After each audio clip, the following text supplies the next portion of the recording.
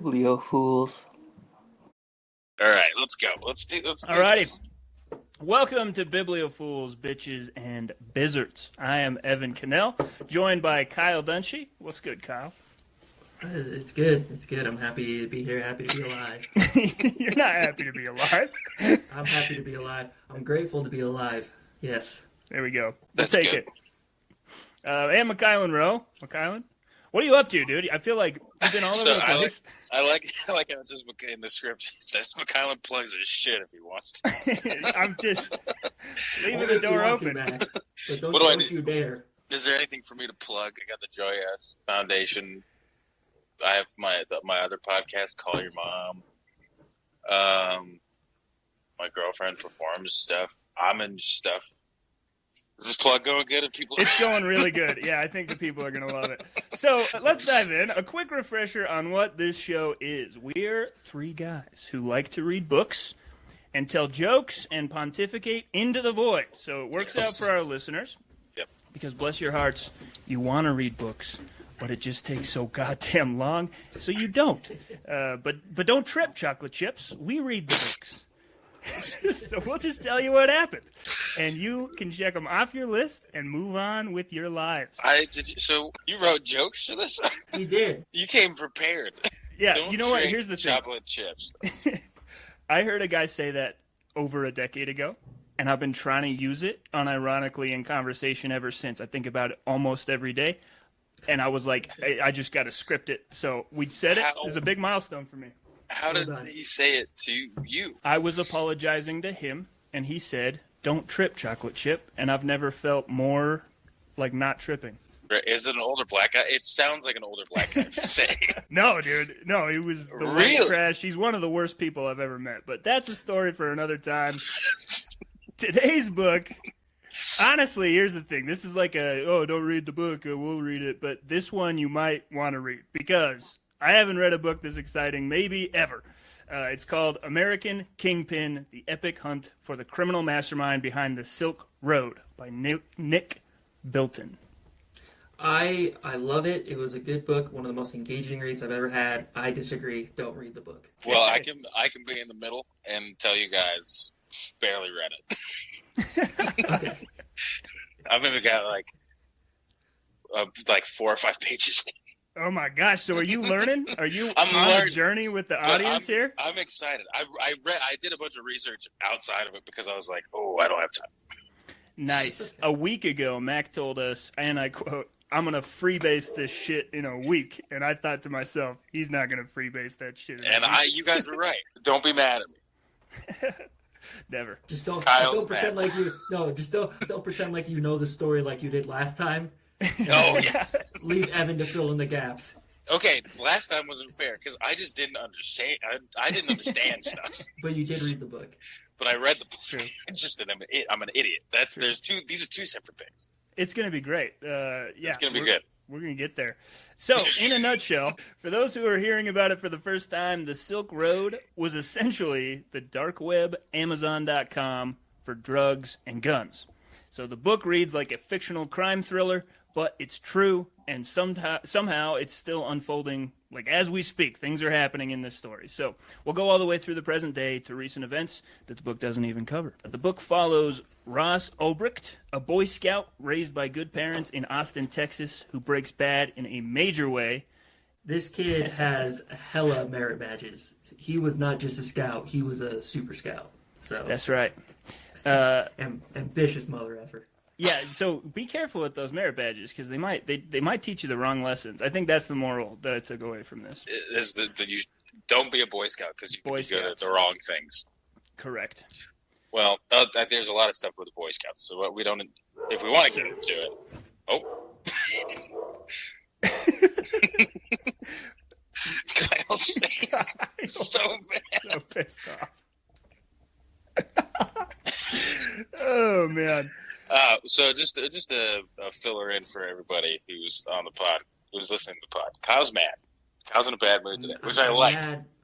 I'm mad because my baby, who is sick, is finally sleeping, and my bastard dog starts barking. So, yeah, I'm pretty mad. I love my dog so much, and then I had a kid, and I'm like, oh, dogs are okay. Interesting. It's a bad day in the Dunchy house. We're gonna keep it moving. I'm gonna keep it moving. Keep it moving. God's just keeping it together. No. All right.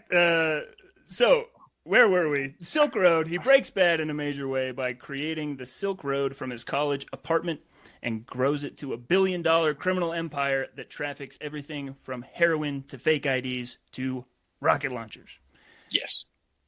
Meanwhile, the good guys, in quotes, in this case means dirty cops and OCD IRS agents, burn millions in taxpayer dollars, mounting a wild goose chase to try and bring down the site, and through a series of lucky breaks, eventually succeed. Kinda. Like sorta. We'll get into it.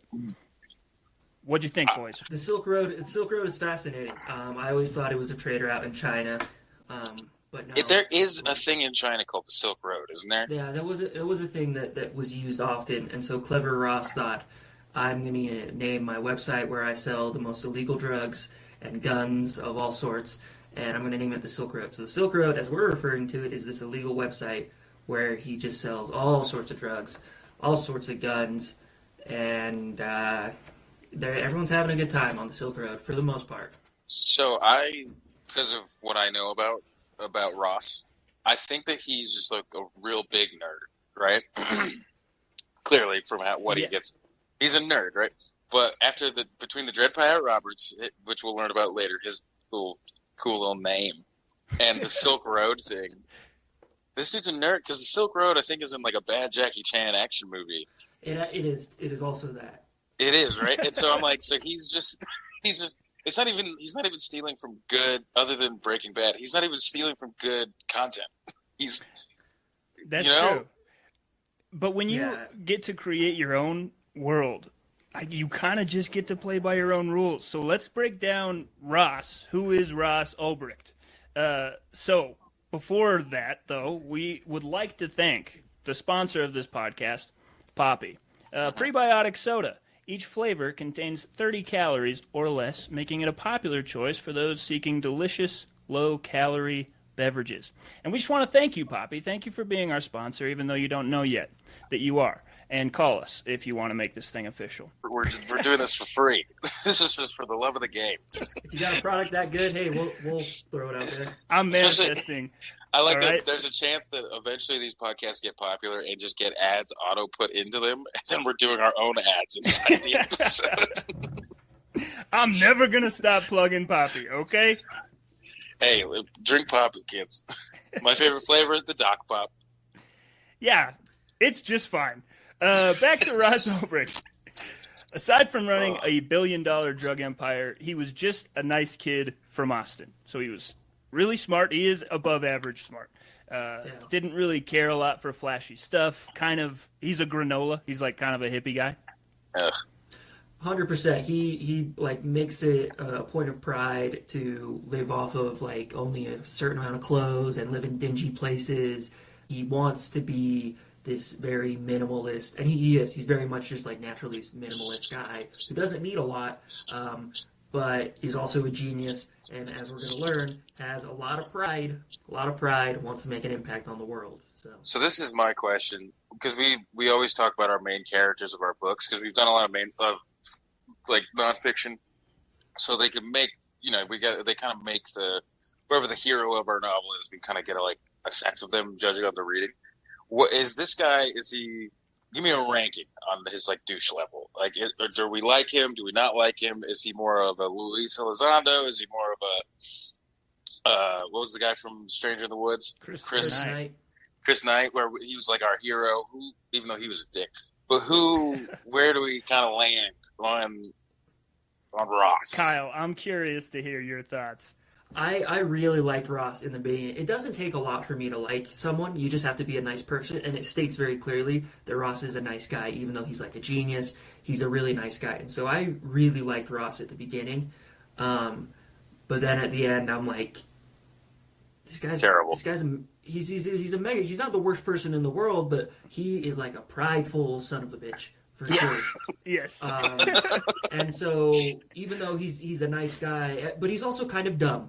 Like, he's also in way over his head, and relying on very stupid people. Yeah. So I don't know. Towards the end, I wanted to see Ross rot in jail for a bit. Let me just put it that way. Yeah.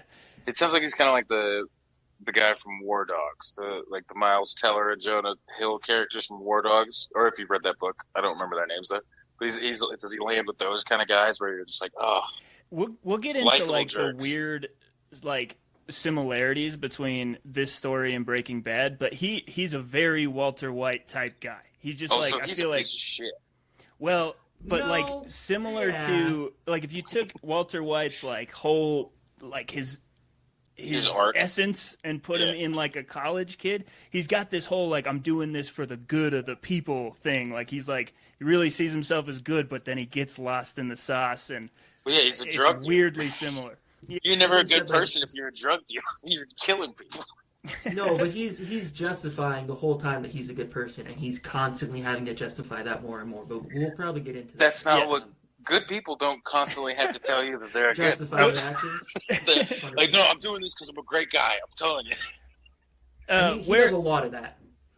Yes, 100%. He's got to keep it alive. So what made it possible for this nice, like, smart kid to do what he did was two things: his libertarian philosophies, deeply libertarian, and then a deep desire to be significant. So he had started a couple of businesses that failed. I think like a video game company and something else. And then a very nice. I'm going to donate books. It had to do with books and picking up old people's books and donating them to like people in need. A very sweet business. That was one of his failed businesses, and he goes from that to selling drugs on one of the highest levels in the world. Which I think were the same flavor to him in like I'm doing a good thing because of the libertarian philosophies. Which is, I feel like this is what happens. This is why libertarianism is like outdated. It's because it's always like, I'm doing this for the good of the people, and next thing you know, you're like in the woods and you might be a terrorist. That's just a straight line. Yeah. Yes. His argument was, what he's saying is, if you just legalize drugs across the board, you end up with maybe the same amount of people doing drugs, maybe the same amount of people like dying and overdosing, but you're able to regulate. It's not so much regulation because he's a libertarian. He's saying if you legalize across the board, you can get them safer, and they're going to be higher quality. You're going to know what you're getting, and it's basically everybody's business what to put in their body is his whole thing. But that doesn't make any sense because, like, if you look at look at food corporations, they put all kinds of weird crap in your food, and everybody's like, oh, we don't like that, though. And then the FDA becomes a thing, and then everybody hates the FDA for some reason. Like, I think we know that doesn't work. Well, Portugal did it, and their, like, addiction rates and overdose rates are way down. And okay, maybe I'm wrong. Jails and prisons are, like, there's a lot less people in them. Fair. I mean, the fucking Reagan's putting every brown person with a joint in prison for 30 years. Yeah, and that's another thing that is going to piss me off later on, but we'll talk about it later. Okay. So in the late 2000s, he did what most people did in the late 2000s, which is watch Breaking Bad. The wheels started turning while he was watching, and he came up with an idea to create an online marketplace for drugs. The problem was payment. You couldn't use a credit card or a bank account because that would identify you, and sending cash would never work. So it just sort of stayed an idea in the back of his mind. Yeah. That sums it up really well. Yeah, that's great. Yeah, he has this idea. The technology is not up to par. He doesn't know how to do it. He has this brilliant idea. He's confident in it, but he can't do it because he'll get caught right away. But it's just sitting there gaining steam and pressure like Mount Vesuvius. And great poll, bud. Shout out Pompeii. Yeah. Seen that movie with Kit Harington and 24? We watched it together. We did see that together. Terrible. Yeah. Must have missed it. No, it wasn't terrible. It's surprisingly good now. When I watch it now, I'm like, wow, we were eating good back in the day. Seriously. Now it would be like back in the day. When's the last time you saw a good sort of say? Anyways, go. Yeah. So it stayed an idea in the back of his mind. Leave that in. I want it. God damn it. Fine, we'll leave it. So it's cooking, and then in October 2008. A to this day unknown person writing under the pseudonym Satoshi Nakamoto delivered to Ross, the final missing piece, Bitcoin. What do you boys know about Bitcoin? You want me to go on a crypto bro thing right now? So no, No, please don't. I bought a Bitcoin or something. I bought like part of a Bitcoin back in like 2013 or 14 to go see a movie. It was this movie called Dope, and they did a thing where you could buy your ticket using Bitcoin pieces if you bought a Bitcoin piece, and it was kind of just like a promo for Bitcoin because they used Bitcoin in the movie to sell drugs. Yeah. And so I did that, and now I think I valued it, and I would have had like $100,000 if I understood. Didn't see the movie. If I knew what a Bitcoin actually was and would have just held on to it. Did you spend the whole thing, or did you keep It was the a piece in a part wallet? of it. I bought enough to just buy the movie ticket. Ah. So Well, it was, but like that movie that's rough. ticket, it would have been, yeah. So that's my thought on Bitcoin. Bitcoin's stupid. Tech bros. Bitcoin can fuck itself. All right. Yeah, That is the general consensus. So the reason the Silk Road worked was because of two things. So Bitcoin, which enables anonymous payments of digital money, and Tor, which is a browser similar to Chrome or Firefox, but it allows access to this is a gross oversimplification, but it basically allows access to an anonymous version of the internet called the dark web. This is where things like this lose me. I'm like, how? Because I'm dumb as we've played through as we've learned through the course of the podcast. Simple boy over here. The dark web. Simple Mac. I'm a simple Mac. You make me happy. I don't. That's a quote from a movie, not a voice of my own. It is. It's a quote from Simple Jack directly. I would like that to be done. But I had a boss recently who showed me the dark web where you can purchase. He was showing me all kinds of guns that we could buy, and like you could get like kilos of any kind of drug. When I was like, why are you showing me this? He's like, just in case you ever need it. But it's the same thing to me as opening Safari. It just is like with an extra 2 steps, and so I don't get it. So I wrote 2 paragraphs in the script, and then I cut them out because I was like, everyone's going to be mad at me. Do you want me to explain Tor? How fast can you explain it? Okay, this is my extreme nutshell. Basically, speed round it, yeah. Yeah. So you type in the address you want to go to. It sends your request just like the regular internet, but then it bounces your request around to a bunch of routers. It's very inefficient.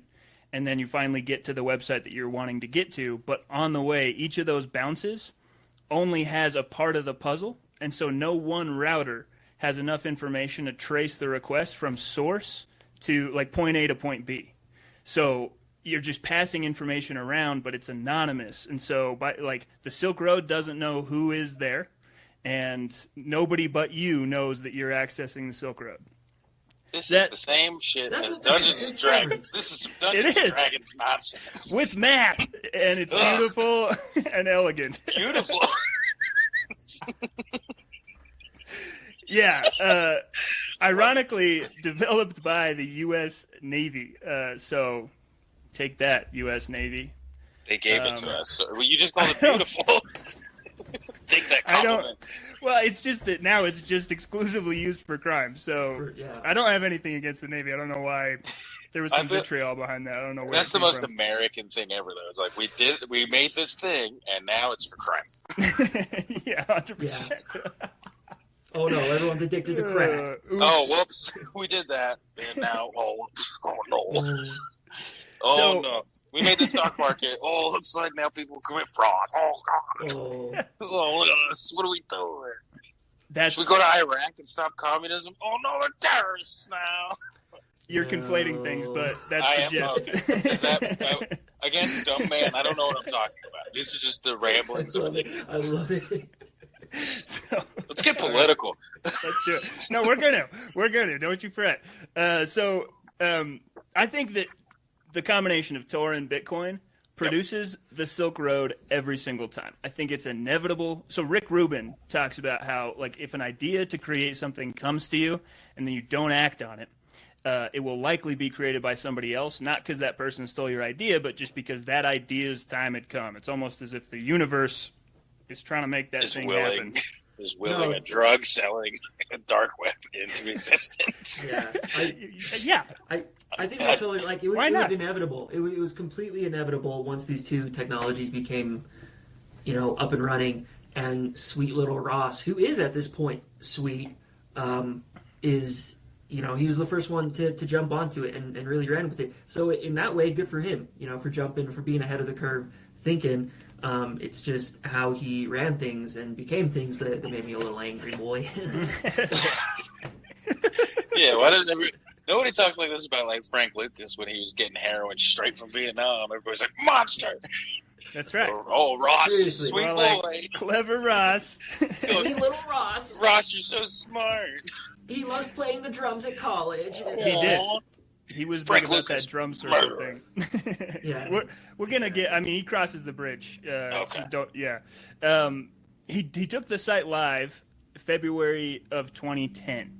And the way he did it is he grew a trash bag full of magic mushrooms, listed them on the site, and then posted on 2 drug-related forums, hey, have you guys heard about the Silk Road? And from there, it just popped off. I want to talk about this more because there's a character in here who we're not mentioning, and it's sweet little Julia, who is his girlfriend. She is this sweet girl by all accounts. He meets her in college at drum circle or some hippie thing that he's doing. Some hippie nonsense. They start hanging out, and then they're moving in together, and they've been dating for a while, and they're like in love, and it's sweet. And then he's like, I have something to show you. He blindfolds her, takes her to this apartment he's renting where he's growing all these mushrooms. And he tells her about this website, and she's down. She's cool. She's like, oh, okay, and she's just this sweet little girl who's going along with this, but it's not going to be that way for long. That's what always happens. That's why don't be sweet. Don't. But Ross is just like this normal dude. He's just with this big idea, and he's hanging out, and he's excited about it, and he's showing it to his girlfriend, and that's how it starts. See, but I think that's the thing. That's how everything bad always starts. Is like, oh, he's like nice. Yeah, we'll see what's going on, and then, it's Ted Bundy and his car's broken down. Don't trust dudes. Dudes taking you to mysterious places is never, it's just always bad. Yeah. I'm a firm believer on that. Well, Julia's A dummy. Julie's a little freak. Not. She's kind of a freak. Julia's first impression when he blindfolds her is, something kinky's going down. And so Julia's... She's a boudoir photographer. Am I saying that right? Boudoir, whatever. So she takes pictures of like married. Nope, I must be saying it wrong. No, I think you are saying it right. Okay, it's not cabinets. She's like, so while he's like programming, clickety clacking away at the Silk Road and like growing his first batch of mushrooms in her underwear drawer, she's like snapping pictures of married women in their underwear to give to their husbands. That's like her whole business. So yeah. You know Skylar in Breaking Bad? Yeah. Nothing like that. She's like sexy and she's just a sexy girl. Let's stop calling her sexy. I mean, it's objectively sexy. She's taking photos of other people. She's not doing anything sexy. She's just participating in the sexy act. All right. Is Tiffany in the room with you? Is that why you're doing this whole song and dance? It's not a song and dance. That's just the person taking photos of another. That's fair. All right. But anyway, Julia. I'm just surprised you guys are she has in proclivities. love with this lady. You guys seem to you guys really like Julie. She's just not like Skylar, okay? She's like, she's a cool. She's an accessory to crime. Well, we'll get into it. She's an accessory to a criminal enterprise. I left Julia out because it's complicated. It is complicated, and I'm sorry I brought it up. Because you guys love her so much. Yeah, well, no, because in my opinion, she kind of ends up getting screwed. And so she's an interesting part of Ross's downfall. I feel like that's what happens with all of these, though. Like, anytime, if you're a girl and your boyfriend's like a drug dealer, leave. It's not going to go. There's no bright road at the end of it. It's like, get out of there. Like, but there's kind of are going to get... No, go ahead, Cop. I was going to say, like, if you know your boyfriend's a drug dealer, things aren't going to get better. Yeah, it's not like that. That's not the same as like, I'm going to invest in his early life because he'll become great later on. It's not like you meet a coder when he's in college and you're like, he's going places. Yeah. It's the opposite. Don't you think that, okay, we're getting off here, and so maybe we cut this, but don't you think there's kind of a Bonnie and Clyde thing Oh, to is it, that what though. happens? It's like sort of the bad boy thing where it's like Oh yeah. we're invincible. It's us against the world. I feel like it's probably pretty. That is like romantic. That's like a romantic ideal. I feel like a lot of. Especially when you're young, your early Yeah. 20s. Yeah. So I think they got one of those things going on where they're good kids, but she's gonna take risque photos and he's gonna sell his mushrooms, and it's all very kind of like romantic and rebellious. We do what we want. Yeah. But it We're against the quickly, system. yeah, it quickly spirals to a level that Julia's not comfortable with. Yes. Because as soon as he launches this, it really pops off immediately, and suddenly tons and tons of drugs are moving through the site. So in just 3 years, he had renamed himself the Dread Pirate Roberts. Dumb. After I agree. I wholeheartedly agree. First off, that dude is so dead and took the time to booby trap a cave that kids could solve. Wait, who are you talking about? Isn't that oh no, I was thinking about the pirate from Goonies. You're thinking of One-Eyed Willie. That was my bad, One-Eyed Willie. Better name. Yeah, that would have been dope. Dread Pirate Roberts' Princess Bride. Yeah, Oh, exactly. dumb. yes. Still dumb. Dumber. The whole point is he could say, "Oh, I don't know.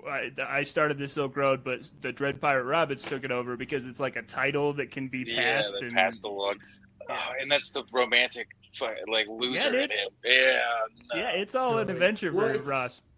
Yeah, and it's not even his idea. It's his buddy's idea, who he starts communicating with on the web, who's like this old guy who's just like very jaded. And he's like, "You should be the Dread Pirate Roberts," and because Ross doesn't know what he's doing, because he's a young kid, he's like, "Yeah, that's a really good idea. That's so cool. I'm glad we're talking, and we've thought so much about the Princess Bride." Like, I don't know. This is my favorite thing about books like this, is that you always just realize that it's always just, it's never like somebody cool where you're like, "Ooh, that's dope. I want to be like that." It's never that guy. It's always the guy. It's like, it's never Brad Pitt. No, Like, you know what I mean? It's Like, an edgelord hiding out in Thailand. You're 100% right. The people running this site, it's number one Ross, who is just doing it in his little room, and then all these admins. Yeah, and then all these admins who come to join him and help him run the site, who are all just completely anonymous. Just kind of these, I don't know, interesting characters who don't like the sunlight, it seems. Yeah. They're And it's interesting like, online, and they're boring in real life. That's like Yeah. always the case. Yeah. So 100%, this is correct. That said, this site did move billions in drugs, course. guns, Of course. and other Because- like illegal goods. So Yeah. that is a correct profile of like, these are the bad guys or the anti-heroes of this book. Let's talk about the good guys.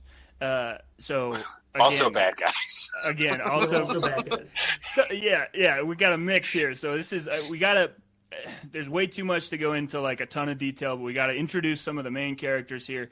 As you'd expect, the Silk Road caught the attention of essentially every law enforcement agency in the world immediately. So the book focuses on a few specific characters that played the biggest roles in catching the Dread Pirate Roberts. So we have, and every single book we read, it gives me another thing I can't pronounce, but this is an Armenian name, Jared Der Yeghayan, I think. I had Great. no idea. Great I'm gonna attempt. say we got it.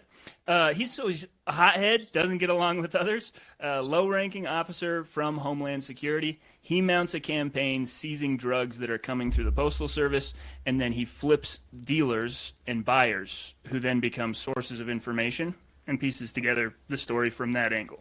Real quick, I want to talk about Jared real quick. I know we don't have time to talk about everyone, but We have plenty of he's time. We're 30 minutes in. We can talk about everything.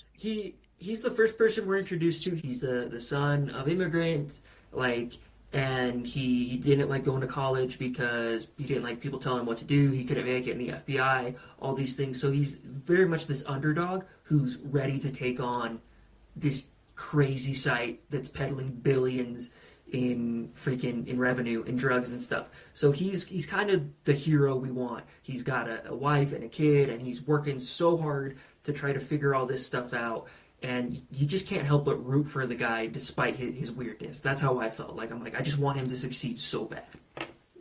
I love how just like it's just the things have turned into like this battle of nerds, or like just like or not, but it's not as much anymore. Like you always picture it's like, oh, it's Chris Hemsworth as a cop versus like Brad Pitt, or like Fast and Furious, like that's The Rock and Vin Diesel, and it's like nah, it's like Jonah Hill versus like Adam Devine and Danny McBride is there. Like it's so much more of that.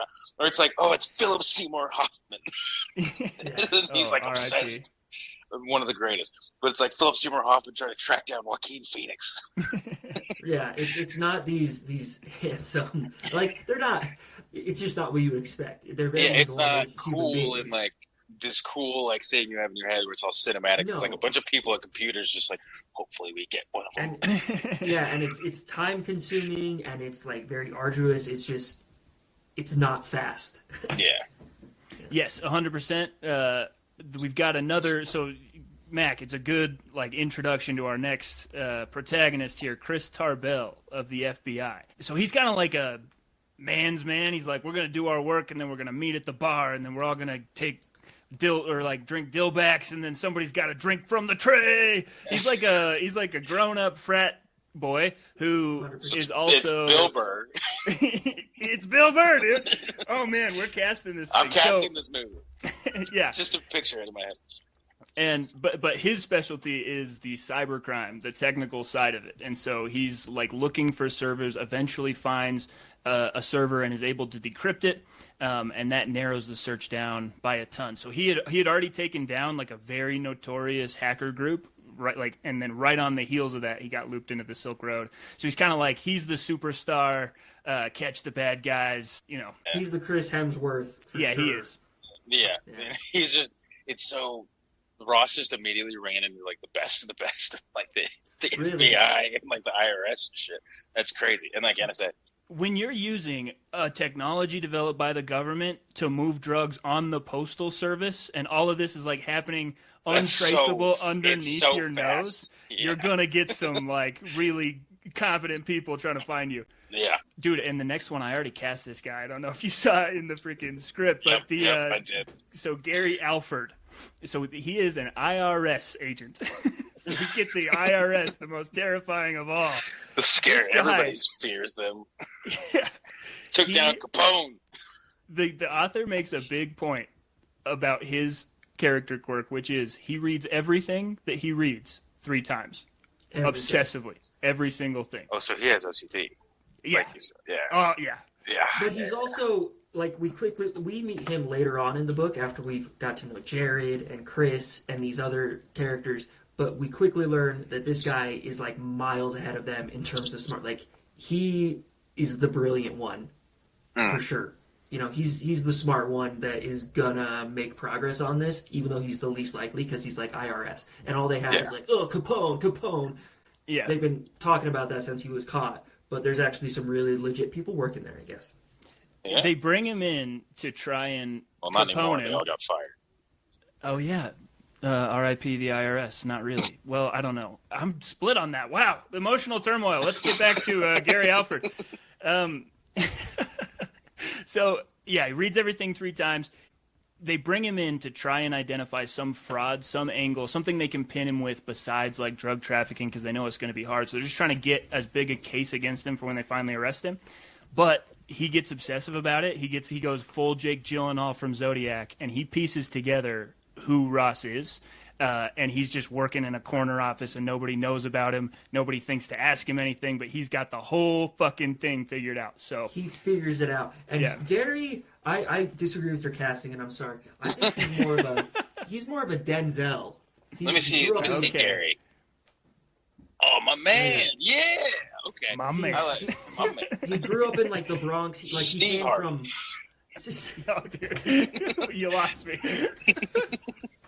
I think Denzel's exactly right. Yeah. But, like, he comes from nothing, and he's brilliant, and it's all because he works harder than anyone else. And he reads things 3 times. I think that there's something to that. But anyways, last but not least, we have Carl Force. He is the DEA agent. Force. Hell yeah, dude. So DEA agent who goes undercover as a dealer / hitman on the Silk Road, and he goes rogue immediately. Day one. Amazing. His name's Carl Force. What'd you expect? Yeah, dude. When they're introducing him, I liked him. I'm like, he looks kind of like my brother-in-law. He's a kind of a gruff guy. He's had his problems in the past, but he's here to redeem himself. That's totally how I thought. And then the next page, I'm like, oh no, he's just going right back to nefarious stuff. Yeah.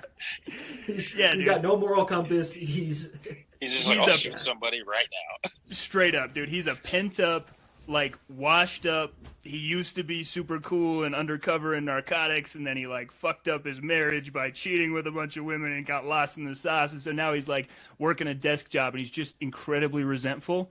And they give him a chance to do something cool again. And he's like, you know what? Fuck him. And he blows it immediately.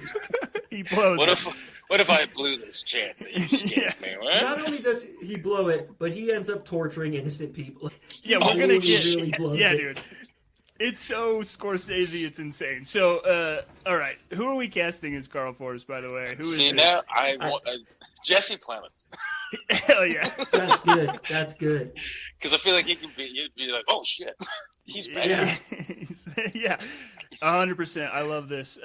So he, but by go rogue, what we mean is he creates a bunch of accounts that the DEA doesn't. Whoa, hold on. Oh, keep that in. Yeah, dude, Poppy, absolutely delivering the goods up in here. So he creates a bunch of accounts. He's playing multiple roles. He's playing every single side of the table. So he's trying to extract information for the DEA while also selling information about the case back to Ross. And he's just involved, and it's a whole web. He makes a mess for himself. And this bitch falls in love with Ross so fast. Like, he chats with Ross, like, twice, and he's like, okay, there's something to this guy. Like, he doesn't know who he is, but he's like, I want to be his best friend. Like, I will do whatever I can to be on his good side. Ross has got a DEA agent on his side immediately. Absolutely sucking his dick immediately. Yeah. Seriously. He's undercover as Knob. Knob is his freaking drug dealer hitman name, so... I gotta get my knob on Every single person on the Silk Road, every single person in law enforcement, they're all just making it up. They're all just... Yeah. No one really knows what Nobody they're doing, knows what they're doing. Except for maybe Gary and Chris Tarbell. But everyone else is just like, I don't know, I'm trying to look cool in front of my online friends. Oh my god. Yep. So... This book is extremely exciting. It's well written. There's a lot of side quests and things that we're not going to have time to get into, but there is one specific stinky, sweaty square inch that is just too juicy not to get into. I'm talking about the gooch. Oh my god. The gooch is my favorite part of this book. Oh yeah. Oh, I thought I was going to go somewhere else. No, no. The gooch is my favorite part of my body. Oh, yeah. I love my gooch. Oh, it's like a Zen yard. No, this is my... Just get down there with a little rake and foul. Yeah. Foul. It's your gooch. You love it. Let's clarify for the audience super fast. The gooch is a nickname given by some childhood bullies to the sweetest man, Curtis Green, from our very own Spanish Fork, Utah. How old is he? Do you think we could have met him? I think he's a good year older than us. He had like a kid at around this time. Right? Oh, okay. I don't know if he had a kid. He had a chihuahua. There's a picture of him in the book holding his little chihuahua, and he's got dude. Yeah. I know the audience can't see it, but can you pull up a picture? Because he's the sweetest looking guy of all time. Like right when I started reading the book, I started looking at the photos to see who's who. And there's like 4 photos of Ross. There's 3 photos of the gooch. Like the whole book is about Ross, but there's 3 whole photos dedicated to this guy. He's not even in it that long. So I was fascinated and waiting so badly to get to this sweet little chubby like show pal, sweet little Mormon boy. So this poor guy was a website administrator for the Silk Road. I'm not 100% convinced that he knew what it was, because he is the sweetest. He's just holding his little chihuahua, and he's got his little flat brim hat. And I think he was like down with the libertarian thing, but just really in over his head. And he gets screwed by everyone as hard as possible. So we're just going to tell the story. The DEA identified him as connected to the Silk Road. So they send him a kilo of cocaine. And it arrives on his doorstep, and then 2 agents, Sean Bridges and our pal Carl Force, the dirty undercover guy, they watch while he opens it on his porch, looks inside, and then freaks out because he doesn't order drugs from the Silk Road. And there's an entire giant brick of cocaine, so he throws it away. And then he goes back inside, and they're like, well, shit, we can't arrest him. It's in his garbage.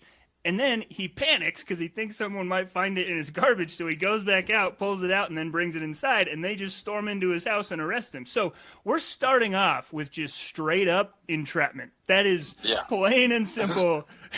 They laid a trap for a man who does not order drugs, and then they get him. He starts sobbing. Why did they do this to him? Why would they... They're all trying to catch Ross. They're all trying to catch the Dread Pirate Roberts. Hate that name. They're all trying to find a connection to the main guy, and so they figure, like Carl Force sets it all up, that if we can get one of the admins and get into his account and all these things, we'll get closer to Ross. And so he just happens to be the one that they find and pick on. And Mike Evans said, as soon as they barge in, he is crying immediately. He says, I'll tell you everything you want to know. Like he starts like confessing. I'll roll on everybody. he's really like, he's seriously like Chunk from the Goonies, where they're like, tell us everything. And he starts telling them the stuff he did when he was like 4 years old. He's just confessing to everything. It is so sad. Yes, he cooperates completely. He hands over his admin access. He shows the 2 agents how to like get around the back end of the site. So this is when Sean Bridges, so not Carl Force, the guy we already know is dirty. Sean Bridges uses the credentials to steal $800,000 of Bitcoin.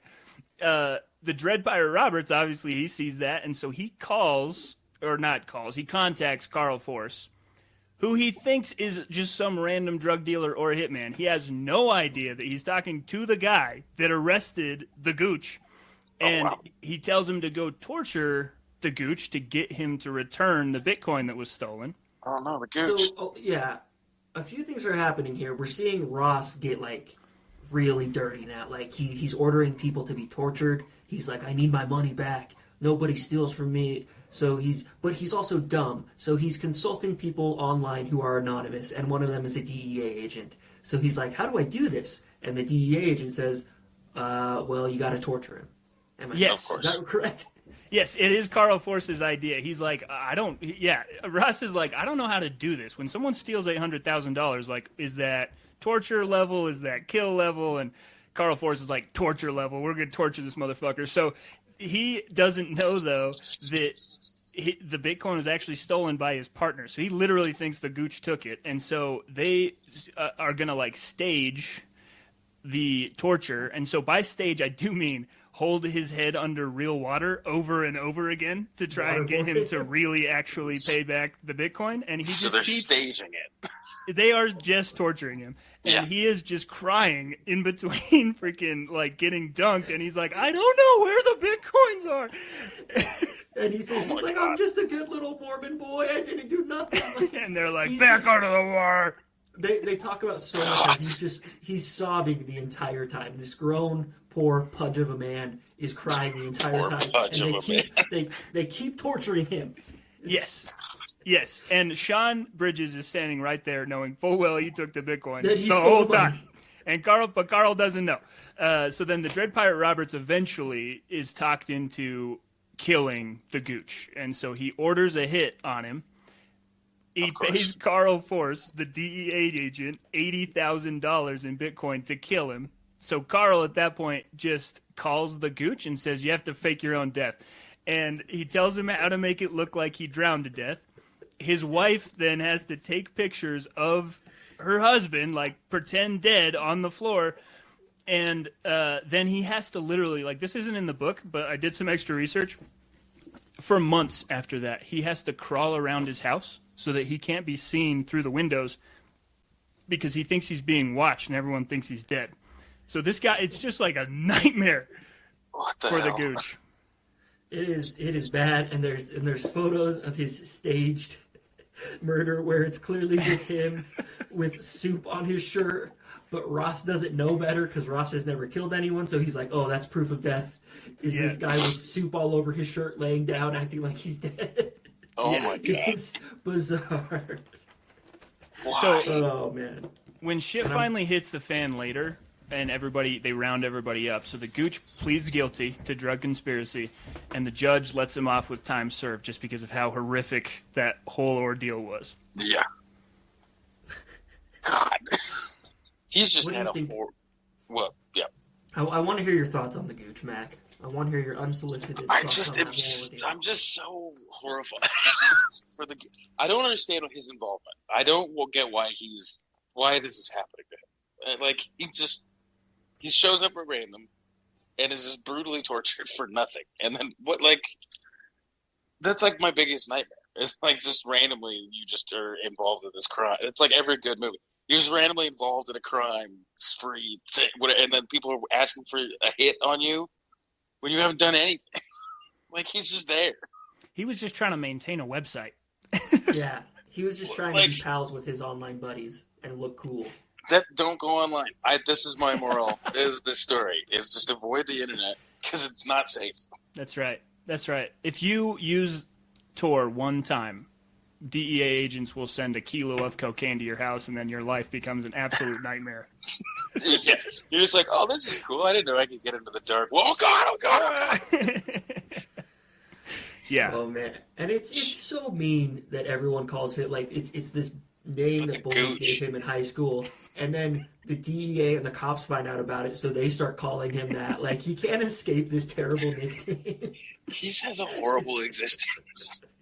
You know what, though? He did get a book deal, so maybe we read his book. I think we should just buy his book. We don't have to read it.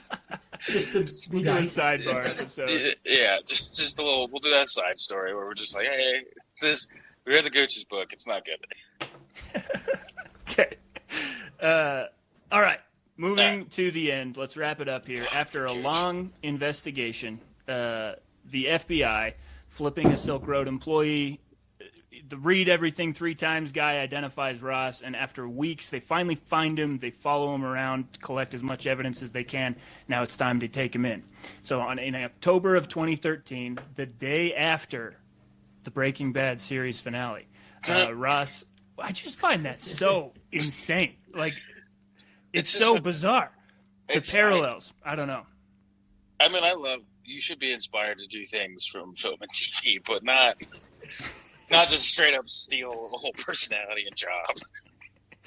Yeah. So, day after the finale, Russ steps into a library, logs into the Silk Road to check messages.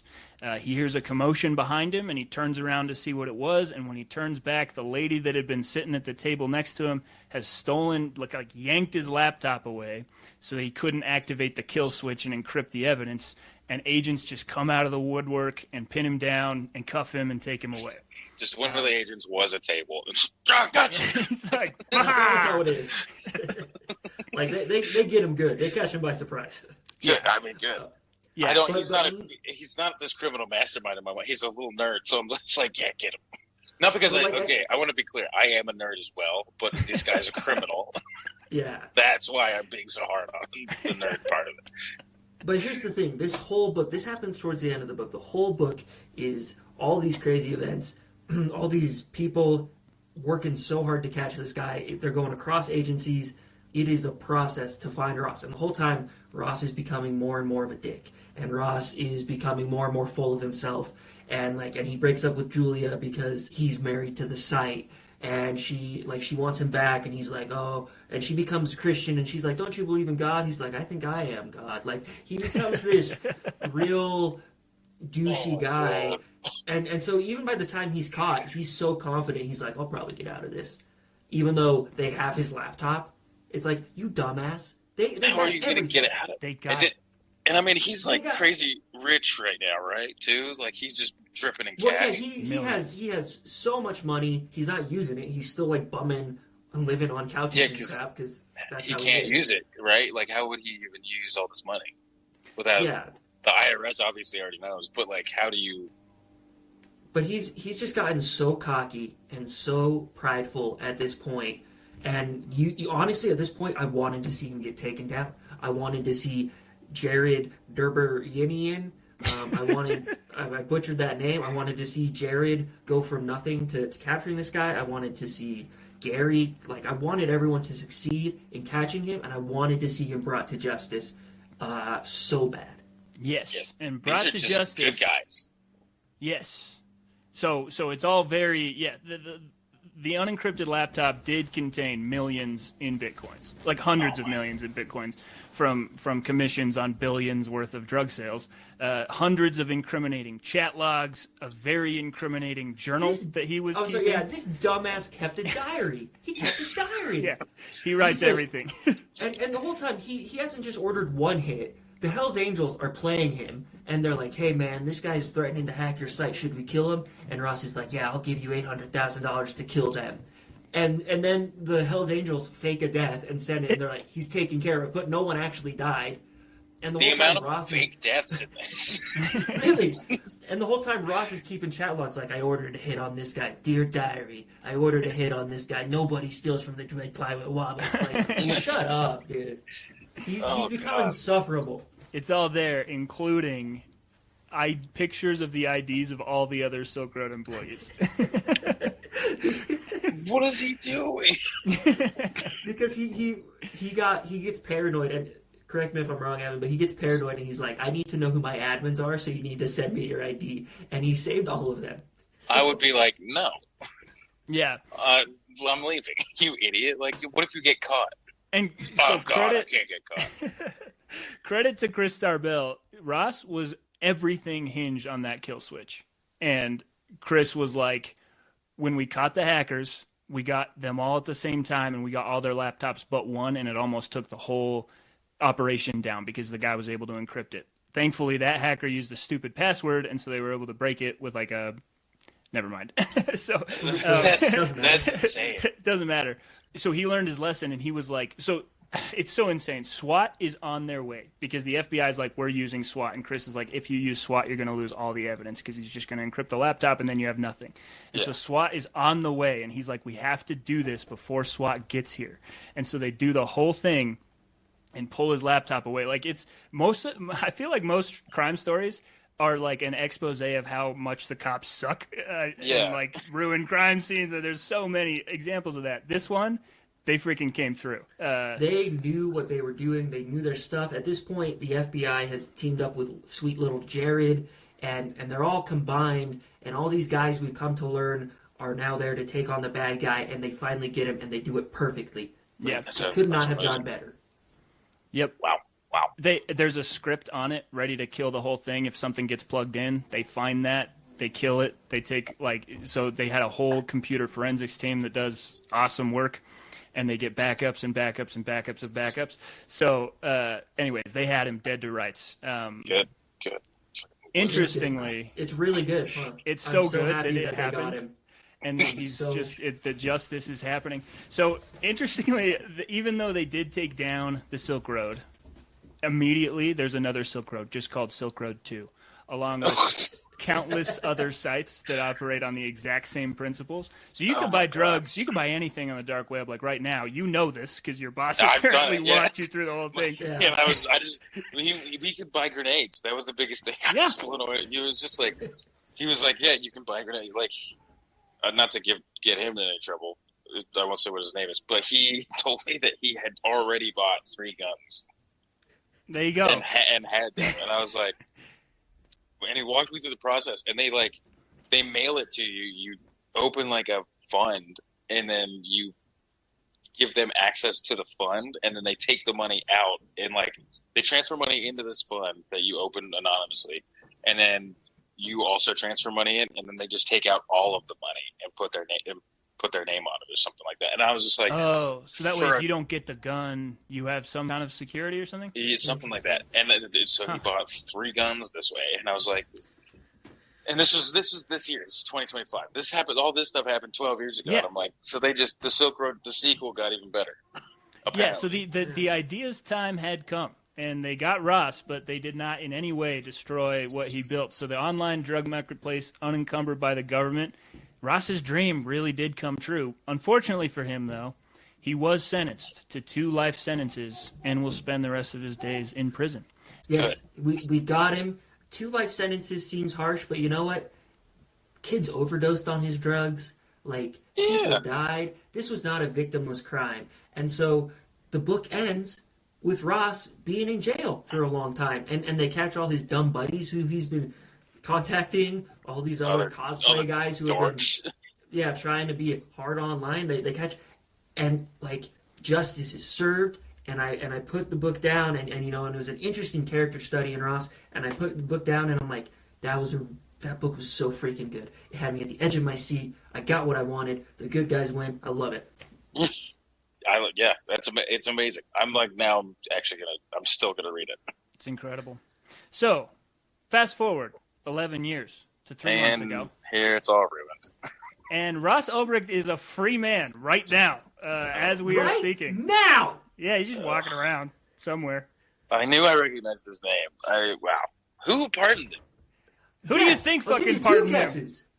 Kamala Harris. It turns out when you're Donald Trump and you're speaking to a libertarian convention and they're booing the shit out of you. Have you seen those videos? Bad. Yeah, they're booing him so hard. Good.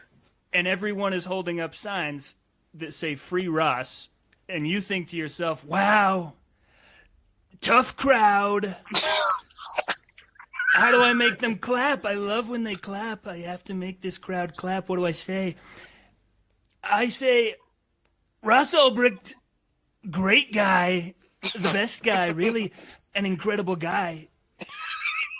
I'm going to pardon him." And then the crowd goes insane, and the libertarians vote for you, and then you pardon Ross Ulbricht. That's how it happens. That's so stupid. This guy who we read the whole book about him getting caught, only to look on your phone and Google right after that he's free. He's fine.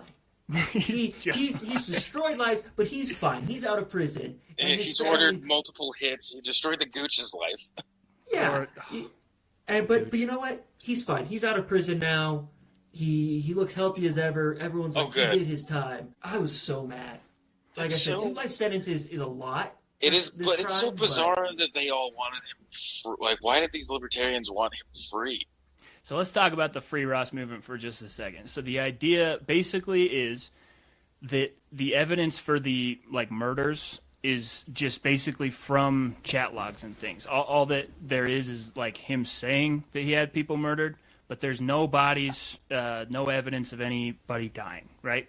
And then, so I'm going to lay it out devil's advocate style here for the points for letting Ross out, just so we can. Let's just make sure we're showing both sides of the table here. Ross Ulbricht. What are we quoting here? What's happening? The devil's advocate. Oh, God damn it. You want to see a good Pacino movie? What is the one where he's blind? The Scent of a Woman. Oh, God, yeah. That's where all that. I watched that movie in the Philippines, and I'm like, what is happening? He won an Oscar for that performance. Not for Devil's Advocate, though, where he convinces Charlize Theron to kill herself. Amazing. No. Yes, the case for the Free Ross movement is basically people buy illegal stuff on Craigslist and eBay. Does that mean that the founders of Craigslist and eBay are responsible for that? Basically, it sets a dangerous precedent for people who start platforms that, the things that are done on those platforms, can they be held responsible for those things? If you're perpetrating the things done on the platform, though, he did the things. It's not like he just started it and then was just like, okay, bye. I mean, technically, he sold one trash bag full of mushrooms, and that's it. Other than that, he made a website. But then he just facilitated all the... Oh, I guess that's right. Yeah, so he created the platform. Shit. I see where they're coming from, especially when you find out all these hits were fake because he was dumb. But he still is asking for them. But he's... And here's the thing. Isn't Joe Exotic still in jail? Isn't the Tiger King still in jail for ordering a hit? Yeah. Am I wrong? Yeah, but I think that they tried to do that hit, and there was a thing that happened. wasn't there? Okay, so it was more legit than just Ross being like somebody actually got hurt and like it was super dangerous. And you got to remember, we're talking about libertarians here. They're going to be like, "You're going to put a guy in jail for talking about killing somebody? Are you serious?" Oh, what world are we living in when somebody kind of does something pretty awful and almost makes somebody die? Oh! Yeah, this is my problem with it. I get the arguments. I get that like he really didn't do that much. You could argue, but then like there's people in jail who had weed and are still in jail. And Ross sold billions of dollars in drugs, and he's in jail less than someone who had like a dime of weed. Like it just doesn't. It seems unfair. Ross is this very privileged white kid. It seems wrong to me. Yeah, like are they saying that like if you run a cartel, you're not technically a monster because even though you run the cartel, the cartel did the things. They did. All my guys did the stuff. I didn't tell them to do shit. I just run the drug cartel and benefit from all of the drugs and murder. Like I don't. That's their logic is kind of inherently racist. Yeah, no, it really is. It's rough. And so I mean, he is in jail just a bit longer than Carl Force, because Carl Force obviously gets caught. This dirty DEA agent who thinks he can get away with it. He has the gall. He is the law. When he finds out they're about to catch Ross, he goes to Chris Bell, the FBI guy running this, and he's like, "Give me access to the servers." And he's like, "Who the hell are you? Why would I give you access to the servers?" Yeah, what was your name again? And Chris Bell just basically, he's like, "Okay, just go F yourself." But he gets caught because he too is not the smartest. And he spends 8 years in prison. It's not a long time. Not a long time. Ross only spends 11 years in prison. That's the thing. It's like it is kind of like at least they went to prison a little bit. But I'm like, you trying to murder people? I don't know. It's a moral question at that point. I'm happy that Carl went to prison. I mean, Carl is arguably a worse person than Ross, but he wasn't the mastermind behind it. It's just it blew my mind when I found out that he was just out. They sell people on the Silk Road. Like that's the other thing. Is like he did. They? I think they did. Is that not on the Silk Road? Is the Silk Road just drugs and guns? I think Ross actually did draw the line at drugs and guns, even though it's drugs that could kill you instantly. Yeah, but I don't think there wasn't human trafficking. I don't think so. Oh, in my mind, there's been human trafficking involved in this as well. So but that's a plus for Ross. He's not selling slaves. And in jail, he was extremely good. He was running meditation classes and helping people. Did a lot of volunteer work inside of prison. He was helping all these dumbasses. The dumbest people get their GED. The dumbest individuals who did not graduate from high school and needed to get their GED, Ross is helping them out. Only the dumbest. For our listeners. Because you have to be really effing dumb to get if you can't even figure out how to graduate high school, as one of the three on the podcast that did graduate high school. And probably is the poorest. You're following your dreams, Mac. We need you to do what you're doing. It keeps us alive. I can't. You have children. Yeah, they keep us alive. Yeah, there we go. Good. That's for when they grow up. And your dreams. I need both. But yeah, this is a great book. I do want to read this book now more than I wanted to before. I think it's an awesome book, but after I found out Ross was out, I'm like, I don't know. It kind of ruins the book a little bit. Well, I mean, it's still. I don't know. I've never been so tantalized. I was really, truly, I enjoyed it so much. There was a part, and I shouldn't share this, but I am, where I'm reading the part where he's about to get caught, and I'm sitting where I am right now, and my wife is like, "Hey, I need you to do this," and I'm like, he's about to get caught, and then he started yelling at each other. It had me in. I was locked in on this book. It was so exciting to the point where I argued with my wife. But yeah, then once finally I'm like, oh, but it was all for nothing. So out of 10 wife fights, what would you rank it? This is dangerous territory. I don't like that. We do 10 fake assassinations. 10 fake assassinations. 10 Carl Forces. 10 chubby guys getting waterboarded. That's the one. That's the one. I'm giving it a 10. I love this book so much. I would read it again. All right, I will read it for the first time. I'll give this. I really did like this book. I'll give it a 9. I really liked it. The outcome of what happened to Ross, because like Evan said, it's an ongoing story, has nothing to do with the quality of the writing, the research. It's a really good book. I think it's better if you go into it blind, because then you're just taking on this incredible journey. But yeah.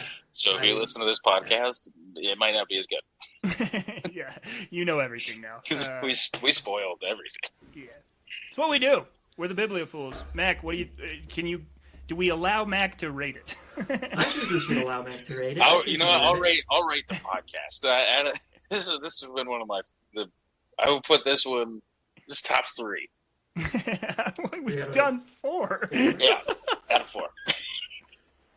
All right, amazing. Well, dear listeners, it's time to wrap this one up. We want to say thank you to Nick Bilton. A fascinating story, deserves to be told like a Scorsese film, and that's exactly what you did. It's cinematic, thought-provoking, beautifully written. Hats off to you, sir. I think he's actually writing and producing a movie with Martin Scorsese, like right now. Are you serious? Really? Yeah. What's his name? That's awesome. Nick Bilton. I don't know what the project is called, but it stars Leo DiCaprio and Dwayne The Rock Johnson. Oh, he's writing? Wait, are you serious? And Emily Blunt.